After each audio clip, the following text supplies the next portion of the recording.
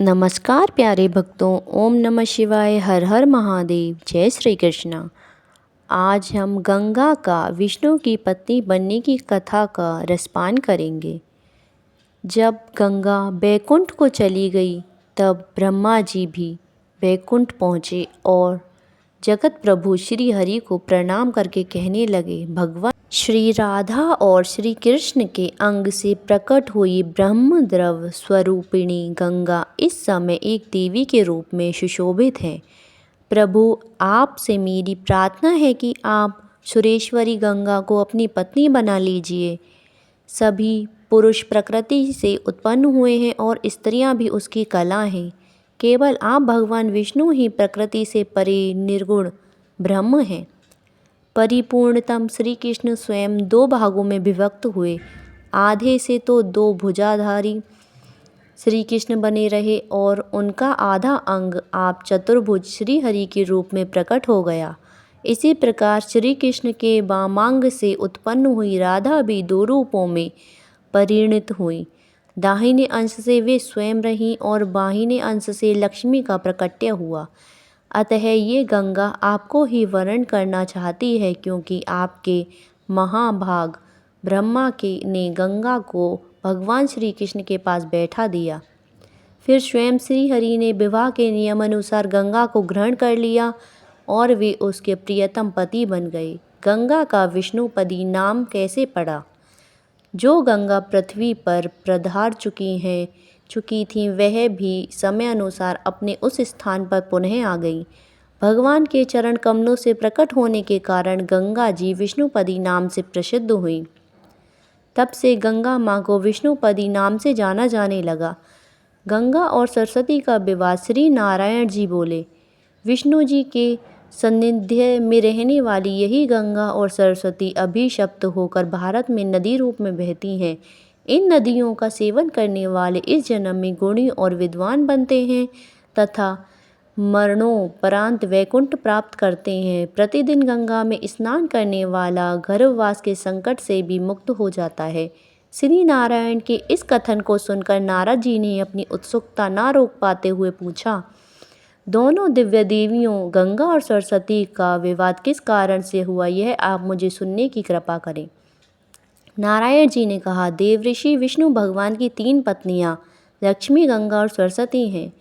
एक बार विष्णु जी ने गंगा से प्रतिवश विशेष अनुराग और लगाव दिखाया तो सरस्वती के मन में ईर्ष्या भाव उत्पन्न हो गया। सरस्वती ने तीनों पत्नियों के प्रति सम्मान अनुरक्ति न रखने के यथोचित सिद्धांत की उपेक्षा करने पर और गंगा के प्रति पक्षपात व आसक्ति दिखाने के लिए अपने पति विष्णु जी को खरी खोटी सुनाई।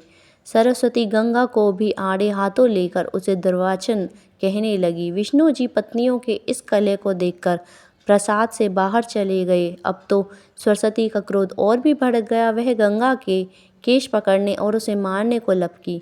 लक्ष्मी ने बीच में आकर दोनों को शांत करने का प्रयास किया।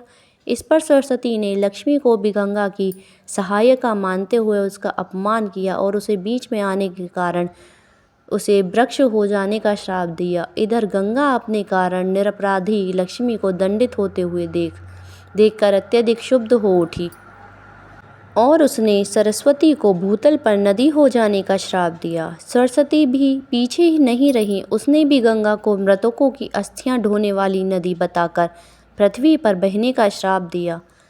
जब विष्णु जी अपने पार्षदों सहित लौटे तो उन्हें अपनी पत्नियों के परस्पर कलह और शाप आदि का पूरा पता लगा। विष्णु जी ने लक्ष्मी की शांत वृत्ति, सहनशीलता और उदारता को देखकर केवल उसे ही अपनी पत्नी स्वरूप में अपने पास रखना उचित समझा। विष्णु जी ने गंगा और सरस्वती को त्याग देने का निश्चय कर लिया। वियोग की अवश्य संभवा स्थिति से व्यथित होकर दोनों ही कातर स्वरों में शापों से शीघ्र निपटने का उपाय पूछने लगे। विष्णु ने उन्हें बताया कि गंगा तो नदी के रूप में स्वर्ग, भूलोक और पाताल लोक में त्रिपथा होकर बहेगी और उसका स्थान शिव की जटाओं में भी होगा। अंश रूप में ही वह स्वर्ग में मेरी सन्निधि में रहेगी। सरस्वती प्रधान रूप पृथ्वी तल पर रहेगी और अंश रूपी मेरे पास। लक्ष्मी तुलसी वृक्ष बनकर मेरी शालिग्राम पत्नीत्व ग्रहण करेगी स्वरूप से विवाह करके समग्र और स्थायी रूप से मेरा पत्नीत्व ग्रहण करेगी। दोनों देवियाँ शापानुसार नदी रूप में पृथ्वी पर आईं। गंगा के नदी रूप में पृथ्वी पर आने की कथाओं के संबंध में आप पढ़ चुके हैं। पृथ्वी पर स्रोतों में जो सर जल दिखाई देता है उस सर का स्वामी सरस्वान कहलाता है और सरस्वान की पत्नी होने से ही सरस्वती कहलाई। सरस्वती नदी तीर्थ रूपा है, वह भी पापियों के पाप नाश करने के लिए जलती अग्नि के समान है। हे वत्स्य, यही गंगा और सरस्वती शाप से भूलोक में नदी बनकर रहती हैं। राधा कृष्ण के शरीरों से उत्पन्न उनके स्वरूपों को दर्शन करने वाली गंगा अत्यंत पवित्र, सर्व सिद्धिदाता तथा तीर्थ रूपा नदी है। प्यारे दोस्तों, अगर आपको हमारा वीडियो अच्छा लगा हो तो प्लीज़ लाइक करें, शेयर करें, टिप्पणी करें और चैनल को सब्सक्राइब करना ना भूलें। धन्यवाद। आपका दिन शुभ हो।